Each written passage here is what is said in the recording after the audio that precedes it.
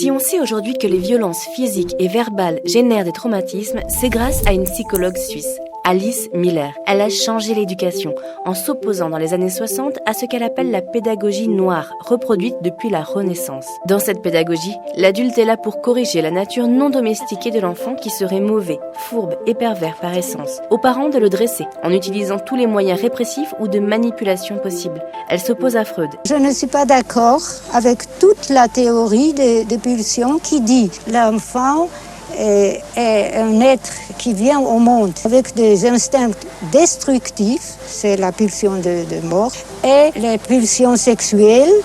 Il faut apprendre l'enfant d'être un être humain. Elle a changé l'éducation en ouvrant ses consultations non seulement aux enfants mais aussi aux adultes qui ont été maltraités. Elle prouve que les violences physiques et psychologiques subies pendant l'enfance ont des répercussions importantes dans la vie adulte, en particulier quand il s'agit de maltraitance niée, comme par exemple de répéter à un enfant « c'est pour ton bien » lors d'un châtiment, ce qui entraîne une mauvaise perception de ce qui est bien ou mal. Elle va même plus loin, trop loin selon certains, en tentant d'expliquer que le nazisme tire ses origines de l'enfance malheureuse d'Adolf Hitler. Elle a changé l'éducation, elle qui, traumatisée par la guerre et une enfance à l'éducation rigoureuse, a reproduit un schéma de violence envers ses propres enfants. Elle sera pour ça vivement critiquée.